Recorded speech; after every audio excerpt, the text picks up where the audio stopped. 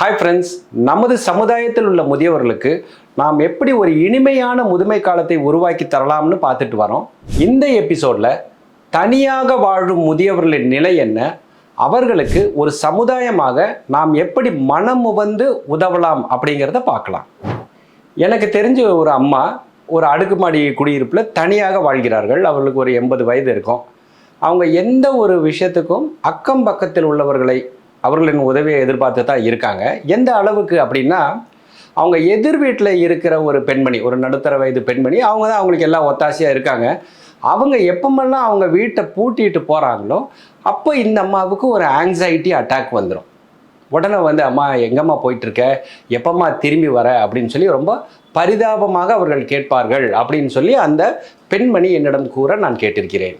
இன்னொரு பெரியவர் ரிட்டையர்டு ஆனவர், அவருக்கு ஒரு 83 வயசு இருக்கும். அவர் தனியாக, அவருக்கு 2 பிள்ளைகள் இருக்காங்க, அவங்க வேறு பகுதியில் இருக்காங்க. ஆனாலும் இவர் அந்த வீட்டில் தனியாக வசித்து வருகிறார். அவரும் இதே மாதிரி தான், அவருக்கு உணவு பிரச்சனை இருக்குது. ஸோ அக்கம் பக்கத்தில் உள்ள ஹோட்டல்களுக்கு போய் அவர் உணவை உண்டு விட்டு வருகிறார். காய்ச்சல் அப்படின்னா அவர் மிகுந்த அவதிக்குள்ளாகிறார். நமது முதுமையெனும் பூங்காற்றின் வாசகர், என்னிடம் அடிக்கடி தொலைபேசியில் உரையாடுவார். அதனால் அவரோட அன்றாட பிரச்சனைகள் எனக்கு நன்றாக தெரியும். இந்த மாதிரி முதியவர்கள்லாம் ரொம்ப ரேர் கேஸ்லாம் நீங்கள் நினைக்க வேண்டாம். உங்களை சுற்றி பார்த்தீங்கன்னா உங்கள் பக்கத்து வீட்டில் இல்லை உங்கள் தெருவிலேயே இந்த மாதிரியான முதியவர்கள், வயது முதிர்ந்த பெரியவர் அல்லது ஒரு பெண்மணியை நீங்கள் பார்க்கலாம். ஏன், நீங்கள் கூட அதில் ஒருவராக இருக்கலாம். சரி, நிறைய முதியவர்கள் தனியாக வாழ்கிறார்கள் அப்படின்னு நமக்கு தெரியும். இதில் முக்கியமான ஒரு கேள்வி என்னன்னா, இவர்கள் ஏன் தனியாக வாழ்கிறார்கள்?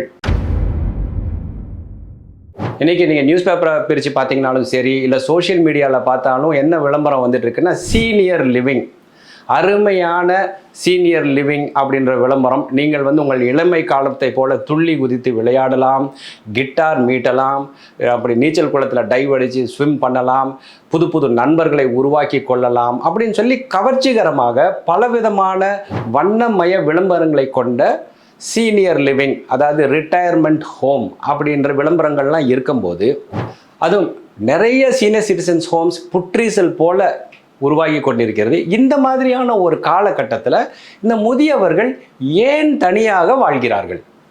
ஏன்னா சிம்பிளுங்க, நீங்கள் வாழ்ந்த மண், அதை விட்டுட்டு நீங்கள் இருந்த நகருக்கு மத்தியில் நீங்கள் வாழ்ந்த 50, 60, 80 ஆண்டுகள் வாழ்ந்த ஒரு பகுதியிலிருந்து அப்படியே உங்களை பெயர்த்து எடுத்து வேற ஏதோ ஒரு ஊர்லேயோ அல்லது ஊருக்கு ஒதுக்குப்புறமாக உள்ள இந்த சீனியர் சிட்டிசன்ஸ் ஹோம் என்று ரொம்ப ஒரு ஸ்டைலிஷாக கூறப்படும் முதியோர் இல்லங்களில் வாழ்வதற்கு இவர்களுக்கு மனமில்லை.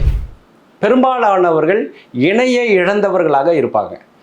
அவங்க மனசில் என்னென்னா, இந்த வீட்டில் இங்கே தானே நான் கல்யாணம் கட்டிட்டு முதல்ல குடி வந்தேன், இங்கே தானே எனது மனைவி இங்கே இருப்பாங்க, இந்த சமையலறையில் தானே அவங்க சமையல் பண்ணிகிட்டு இருப்பாங்க, இங்கே தானே என்னோடய பெண் உட்காந்து படிப்பாங்க, இங்கே தானே என்னோடய பையன் விளையாடிட்டு இங்கே உட்காருவான் அப்படின்ற அந்த நினைவுகளுடனேயே வாழணும்னு அவங்க நினைக்கிறாங்க. அதனால தான் அவங்கக்கிட்ட பொருளாதார வசதி இருந்தும் அவர்கள் பெற்ற பிள்ளைகள், நீங்கள் ஏம்மா இந்த ஒரு சீனியர் லிவிங்க்கு போயிடலாமே, அங்கே 146 அம்யூனிட்டிஸ் இருக்குது அப்படின்னு சொன்னால் கூட அவங்க அந்த வாழ்ந்த அந்த வீட்டிலேயே வாழ வேண்டும் என்று வைராக்கியத்துடன் வாழ்கிறார்கள்.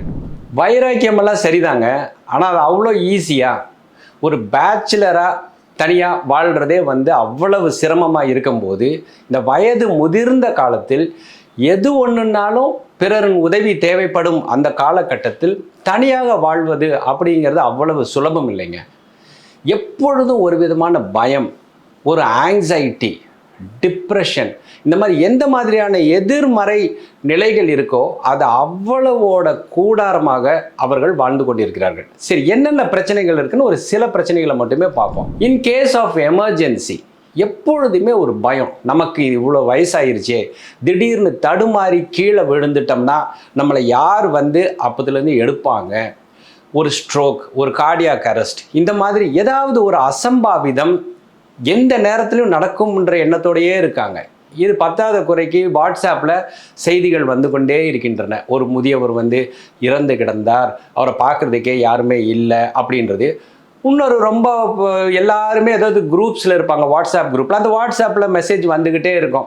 நம்ம ராமு அவர் போன வாரம் இப்படி தான், நம்ம மிஸ்ஸஸ் கமலம் அவங்களுக்கு போன வாரம் இந்த மாதிரி நடந்தது, ஐயோ பாவம் அப்படின்ற மாதிரி மெசேஜஸ் வரும்போது இந்த மெசேஜஸ் எல்லாம் இவங்க உள்வாங்கி ஒரு விதமான பய உணர்வுடனே இருக்கிறார்கள். அதாவது திடீர் எதிர்பாராத அசம்பாவிதத்தை பற்றிய ஒரு பயம்.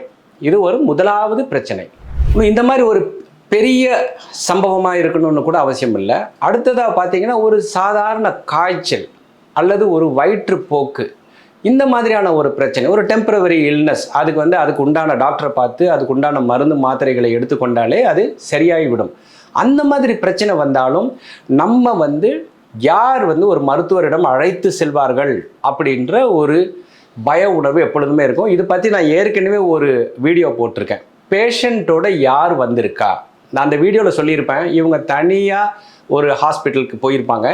அங்கே போன உடனே அந்த நர்ஸ் அல்லது மருத்துவர் உங்கள் கூட யார் வந்திருக்கா அப்படின்னு கேட்கும்போது அவங்க அப்படியே கூனி குறுகி போய்விடுவார்கள்.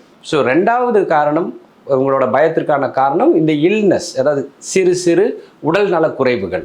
மூன்றாவதாக ஒரு மிகப்பெரிய பிரச்சனை இருக்குது. அது என்ன அப்படின்னு கேட்டிங்கன்னா, அன்றாடம் அவர்களுக்கான உணவு, காலை சிற்றுண்டி, மதிய உணவு, இரவு டிஃபன், இதுக்கே பிரச்சனை இருக்குது. இதில் நிறைய முதியவர்கள் பார்த்திங்கன்னா, பெரும்பாலானவர்கள் பென்ஷனர்ஸாக இருப்பாங்க.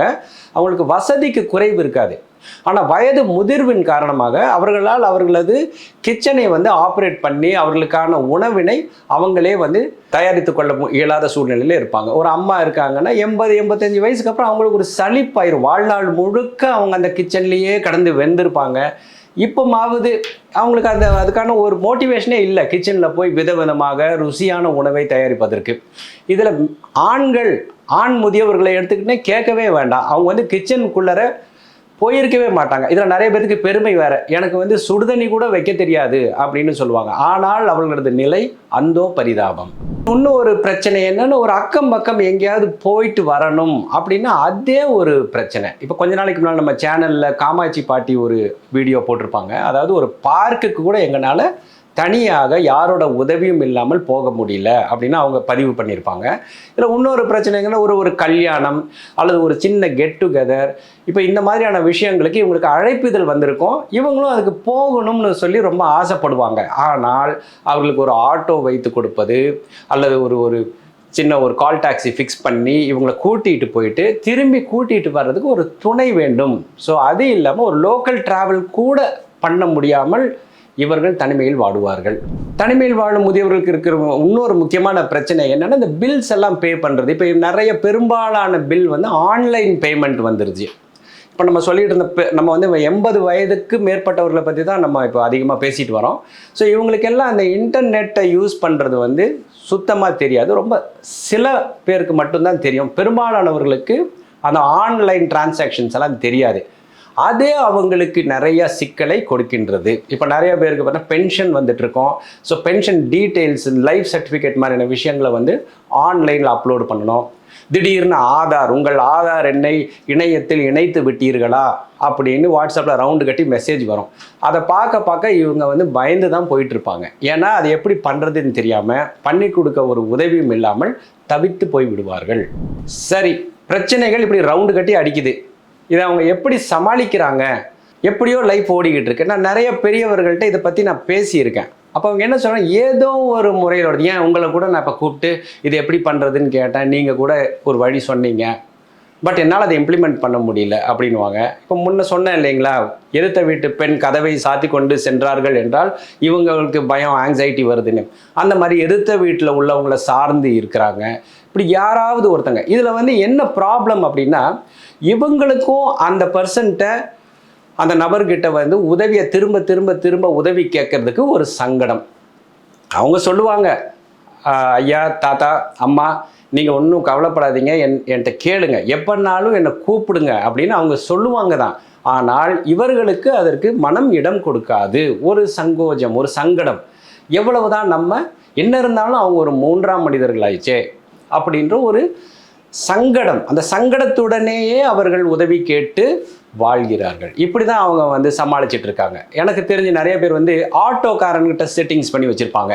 ஏதாவது ஒன்றுன்னா அந்த ஆட்டோக்காரர், அவங்க பக்கத்தில் உள்ள ஆட்டோ ஸ்டாண்டில் ஒரு குறிப்பிட்ட ஆட்டோ நபர், அவங்க முடிஞ்ச வரைக்கும் இவங்களுக்கு உதவுவாங்க. இதில் எங்கே வந்து பிரச்சனை வரும்னா, இவங்க யாரை சார்ந்து இருக்கிறாங்களோ அவங்க எப்பொழுதாவது ஒரு சந்தர்ப்ப வசத்தால் இவங்க கூப்பிட்ட போது ஒரு ஃபோனை எடுக்க முடியாமலோ இல்லது இவங்க கேட்ட உதவியை செய்து தர முடியவில்லை அப்படின்னாலும் உடனே இவங்க மனமுடைந்து போய் விடுகிறார்கள். ஒரு சின்ன விஷயம், அவங்க ஃபோனை எடுக்கலை அப்படின்னாலே இவங்க மனமுடைந்து போய்விடுறார்கள். ஒரு சின்ன நூலிழையில் அவர்களது வாழ்க்கை வாழ்ந்து கொண்டிருக்கிறார்கள்.